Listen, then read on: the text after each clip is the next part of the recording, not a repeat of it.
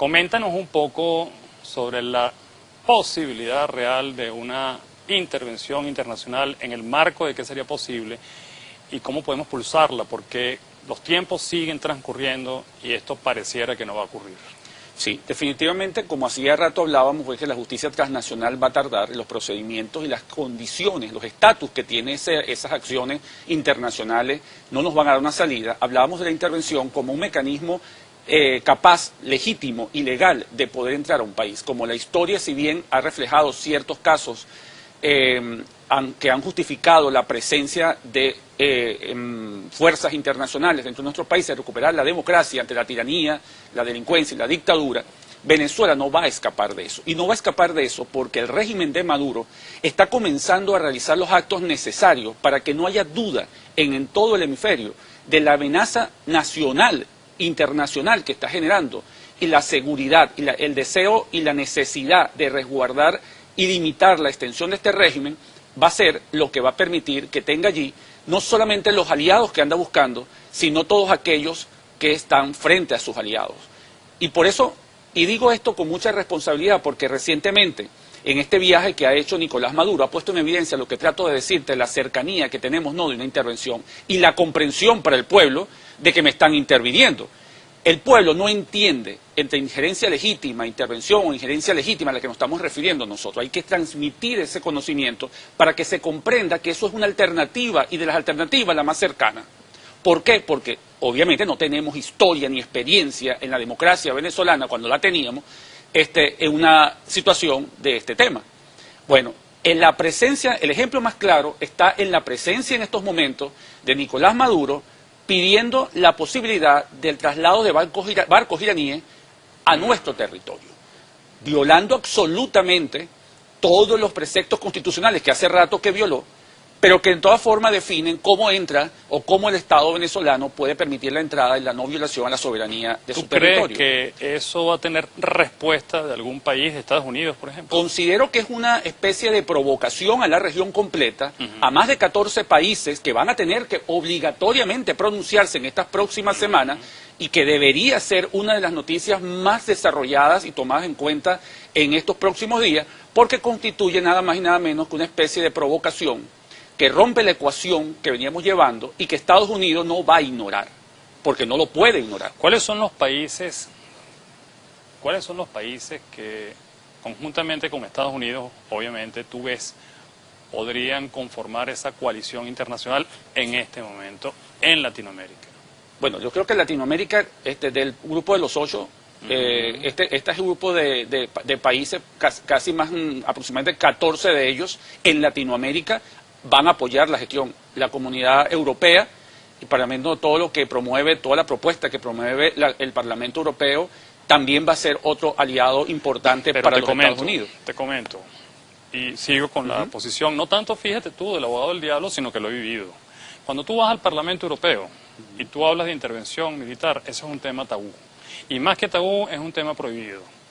Yo, cuando he tratado de hablar de lo mismo que has comentado hoy sobre injerencia legítima, estamos hablando del capítulo 7 de la Carta de Naciones Unidas, estamos hablando del principio de la responsabilidad de proteger, hay silencio. Te ubico en el escenario de que Europa no acompañe una injerencia de esta naturaleza.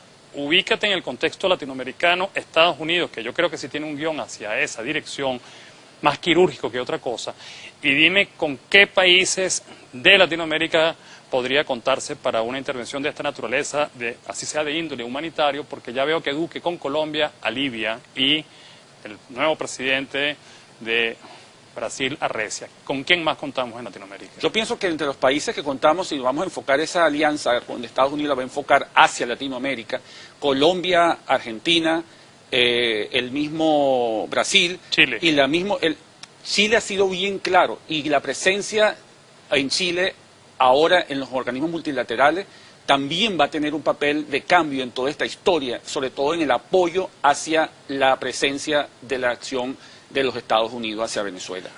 Básicamente, me atrevería a esto por puntualizarlo, lo que te acabo de decir, porque cada uno tendría algunas razones de peso ya abiertamente claras frente al tema que creo que es lo que frena en la Comunidad Europea, como tú bien lo dices, el tema de la intervención, porque todavía la Comunidad Europea se está dilucidando entre el respeto al principio de soberanía, de autodeterminación de los pueblos, frente a la justificación de la injerencia humanitaria.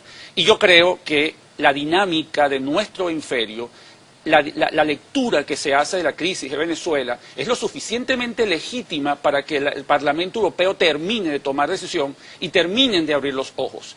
La historia de Venezuela va a hacer los cambios necesarios en la interpretación de los ordenamientos jurídicos que usted muy bien ha citado, que justifican la injerencia humanitaria de la que yo le estoy hablando. Fíjate, muy interesante, Iván, lo que has dicho, porque yo estoy en línea con ese pensamiento. Nosotros tenemos una tragedia en Venezuela que realmente hace rato justifica la intervención, y ya lo dijo Kofi Annan una vez, llegamos tarde, con el tema de Somalia, con el tema de Ruanda, ¿no?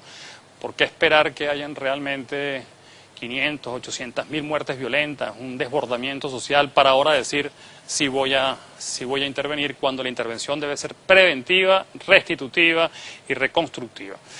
Volvamos un poco a la justicia transnacional. ¿Cómo visualizas tú la aplicación de un procedimiento de justicia supranacional para ir en búsqueda de los criminales que están, digamos, asentados en el país? Lo veo todavía en su génesis.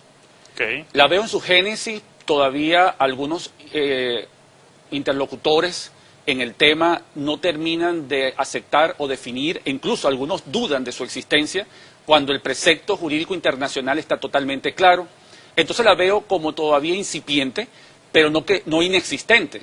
En cuanto a procedimiento, las normas que rigen ese procedimiento las califican todavía en grados verdaderamente preocupantes, porque resulta que en muchos casos todavía está en fase de apreciación o valorización de lo que sería eso como acción. ¿Eso qué quiere decir?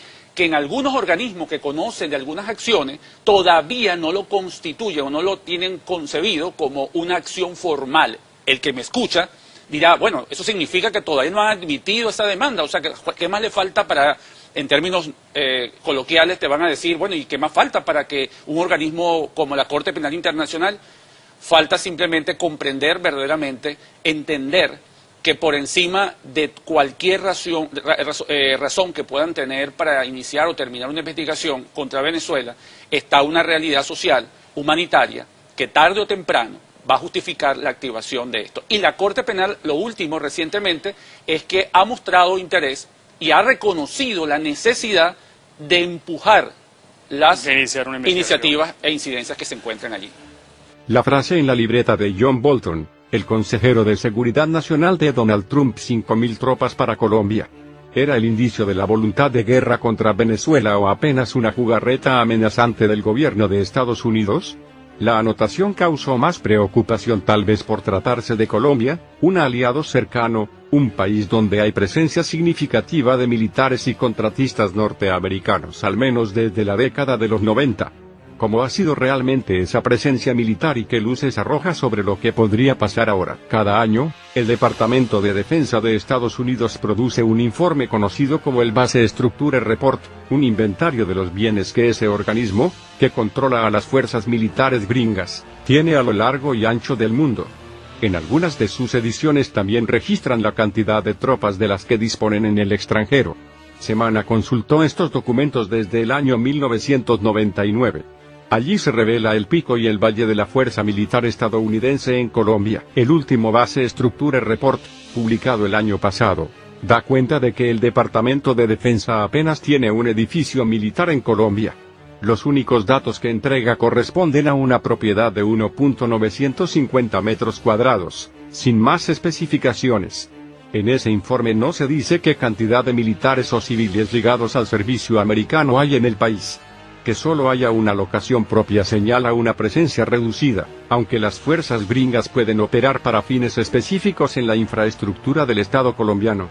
Hace poco, la situación era muy distinta. Apenas 4 años antes, en 2014, había 57 militares estadounidenses activos en Colombia, y otros 12 civiles vinculados como contratistas gringos. Y en 2012, la Fuerza Aérea gringa tenía 51 edificios propios, avaluados en $22 millones, mientras que el ejército de ese país tenía 24 propiedades arrendadas. Entre todos esos bienes sumaban 51.473 metros cuadrados de infraestructura militar de Estados Unidos en Colombia.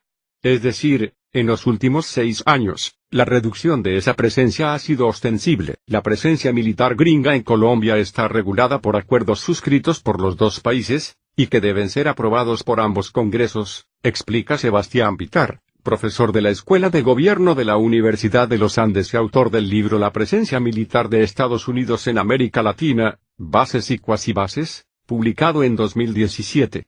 Esa colaboración ha estado enmarcada dentro del Plan Colombia. Es decir, los militares y contratistas de Estados Unidos están en el país con motivo de la lucha antidrogas. Si, por ejemplo, vinieran en el contexto de un conflicto bélico con Venezuela, se tendría que tramitar un nuevo acuerdo entre las naciones. Esos acuerdos son los que ponen límites. Cuando arrancaron, hacia el año 2.000, se permitían 500 soldados y 300 contratistas civiles gringos en el país. Luego la proporción varió a 400 militares y 400 contratistas. En 2004, en el auge del Plan Colombia, pasó a 800 soldados y 600 contratistas, cifras que se mantuvieron por los años siguientes. Sin embargo, que sea el tope, no significa que represente la presencia real, pues esta suele ser menor de lo establecido, explica Pitar. Pero también hubo momentos en que la influencia fue tal que desbordó esos márgenes. A finales de 2001, por ejemplo, se desató una polémica nacional protagonizada de Incorp, una empresa contratista con el gobierno de Estados Unidos que en Colombia se dedicaba, sobre todo, a la fumigación aérea de cultivos de uso ilícito. Una investigación publicada entonces por Semana reveló que había alrededor de 1.000 profesionales de guerra estadounidenses en Colombia, entre ellos muchos oficiales retirados de las Fuerzas Especiales del Pentágono. Es decir, se estaba violando el tope que establecía un máximo de 800 personas entre militares y civiles. Y, por si fuera poco, los contratistas de esa empresa se salieron de control. Entonces se les vinculó con el envío de heroína desde Colombia a una base militar en la Florida. También hubo quejas de indisciplina y roces con las autoridades colombianas. Es gente muy difícil de manejar. La mayoría de ellos son altos consumidores de droga. Muchos se inyectan antes de volar, los aviones fumigadores. Varios oficiales han tenido enfrentamientos abiertos con esos pilotos porque no respetan la disciplina castrense en las bases militares.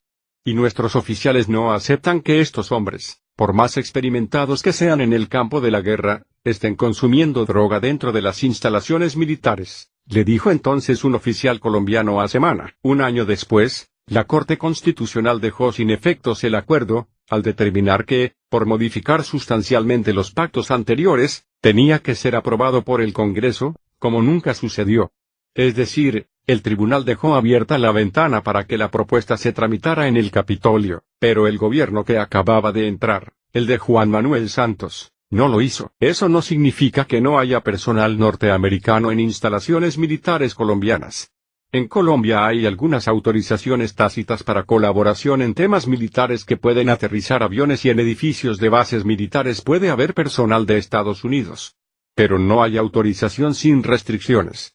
El gobierno colombiano tiene que estar informado.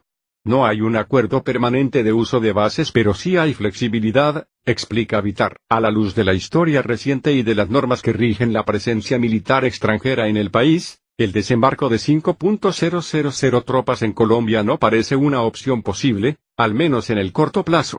No solo desbordaría el tope histórico y permitido de militares en Colombia, sino que tendría que tramitarse a través de los congresos de los dos países, y en un marco de conflicto internacional, muy distinto al de la lucha antidrogas que ha regulado la colaboración entre Colombia y Estados Unidos.